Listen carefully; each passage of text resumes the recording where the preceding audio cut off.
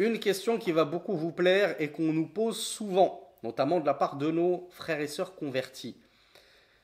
Ceux qui ont du mal à prononcer la langue arabe. D'ailleurs, je crois qu'on m'a posé la question dans ce séminaire-là. Une sœur ou un frère converti qui me demandait est-ce que c'est mieux que je m'efforce à lire le Coran en arabe, sachant que je lis très mal l'arabe, j'ai beaucoup de mal à sortir certaines lettres, ou bien c'est préférable que je le lise directement en français, au moins je suis sûr de ne pas écorcher kalamullah, la parole d'Allah. Qu'est-ce que vous lui répondriez à ce frère? Ah, bravo Nassim, bravo Ibn Abdelrahim, effectivement. Bravo Bin Valérie. Alors oui, Yanis nous dit perfectionne ta langue arabe, mais parfois ça prend du temps à sortir correctement les lettres. Je me rappelle dans mon dernier séminaire de langue arabe que j'ai dispensé, on avait un frère converti. Pendant les 2 semaines de séminaire, il n'a jamais réussi à sortir la lettre qui lui posait problème. Je ne sais plus c'était quelle lettre qu'il avait du mal à sortir. Et du début jusqu'à la fin, il n'a pas réussi. Pourtant, il a eu 2 semaines pour s'entraîner. Avec moi en plus, je le corrigeais en étant en direct. Donc parfois, ça prend beaucoup de temps. Donc il fait quoi Yanis?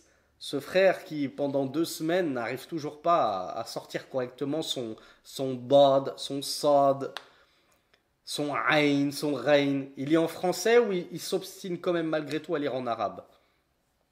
Alors on a posé la question à Cheikh Ibn Baz et il a dit alayhi an yajtahid, qu'il fasse des efforts et qu'il continue à lire en arabe en s'appliquant le plus possible, mais qu'il continue sa lecture, qu'il ne laisse pas tomber sa lecture du Coran en arabe sous prétexte qu'il a du mal à sortir certaines lettres.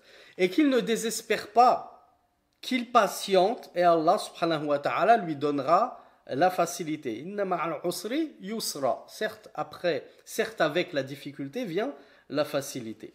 Donc le cheikh nous a incité à lire en arabe le Coran, même si on a du mal à sortir certaines lettres en arabe du Coran. Et escompter justement en cela la double récompense, comme me l'a dit la sœur Bint Valérie et d'autres. Et on l'avait lu ce hadith du messager d'Allah sallallahu alayhi wa sallam, qui est muttafaqun alayhi, unanimement authentique, rapporté par Al-Bukhari et Muslim, rahmatullahi alayhima. Celui qui lit avec aisance le Coran, qui est doué pour la lecture du Coran, il sera avec les nobles anges. Et celui qui lit le Coran tandis qu'il lui est difficile, la lecture du Coran lui est difficile, eh bien il aura 2 récompenses.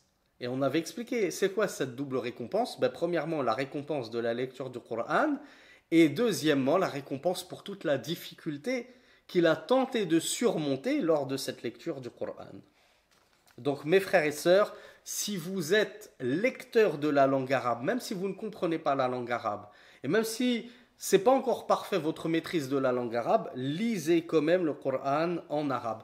Et si vous avez du temps pour ensuite lire en français pour comprendre ce que vous venez de lire en arabe, c'est l'idéal, bien entendu, pour joindre la lecture en arabe et la compréhension en français, c'est l'idéal.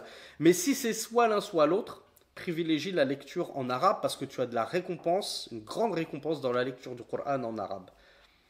Eh bien, bravo Ourti. Une sœur qui nous dit que plus elle lit, plus elle s'améliore, et c'est le cas de tout le monde, Ourti. Plus on lit, plus on s'améliore, c'est indubitable, forcément.